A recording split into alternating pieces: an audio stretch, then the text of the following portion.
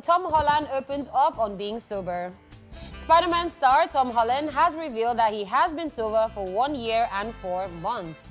This was made known while he was talking about his upcoming Apple TV Plus show, The Crowded Room, where he said, of course, that he had shifted his perspective on mental health.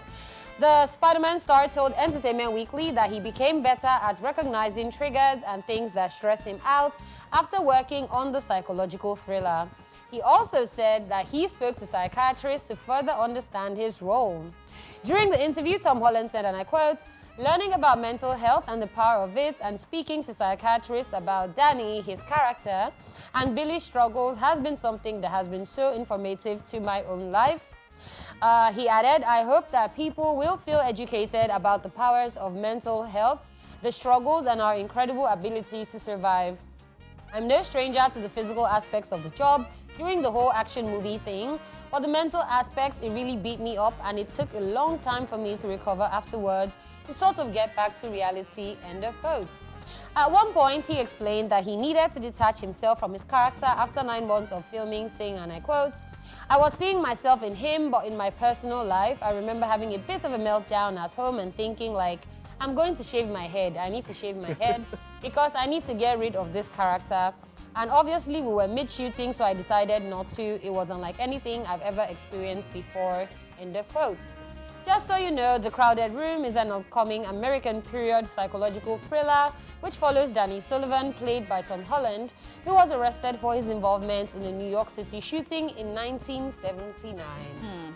Okay, so this particular story is actually really interesting because a lot of people think that acting is often. You just go in front of cameras and you just pick up any character and you act. It's actually very demanding mentally and psychologically. Even physically, because there are so many times that people have had to act, maybe you're an HIV you know, patient, and then you go and lose weight or you gain weight or something, and that's affecting you psychologically and also physically. I mean, we've seen many situations where actors, after they finish acting a particular character, that takes them, like, it just takes them into a different world. That's entirely. right. Yeah. It takes them a while to come out of back. it. Yeah. I mean, sometimes I read scripts and then I realize that I'm still going about my daily other life and I'm still thinking about that life. I'm acting a burden, it out. It's actually. a burden. Yeah. So for that period which you're shooting that movie, you're in character of that person that you're supposed to play. So it takes a while. So a lot of people go through therapy after filming because they need to come out of that character. I'm not sure that happens in Nigeria. You know, it doesn't really happen. Okay. You know, so, I mean, we've seen cases like The Joker, where Heath Ledger. Yeah, Heath Ledger, he killed himself. You know, he died. We've seen so many cases of Hollywood stars who have even committed suicide, stuff like that, after acting certain roles. I remember they were talking about Passion of Christ and that movie, and how the guy, when he came out, he had to go through a lot just to get himself out of the mental, because he played Jesus Christ in the movie, and he went through physical pain and all that stuff. So it takes a lot. It takes a whole lot. So, yeah, I understand where he's coming from. I totally understand, too, and I agree with you. I definitely agree. My own thing is, why? It's not to make bad people look like we have mental crisis. We all don't, for the record.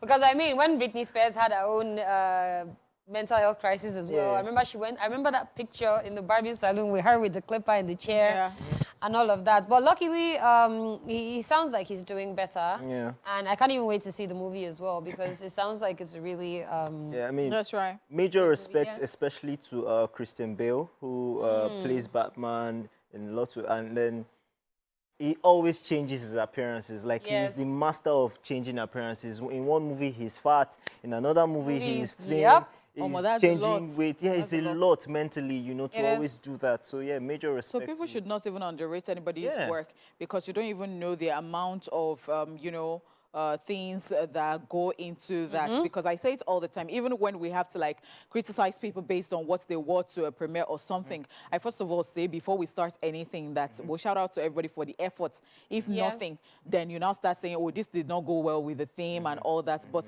there is always effort. If you're a creative, then you understand what I'm talking about. Definitely, definitely.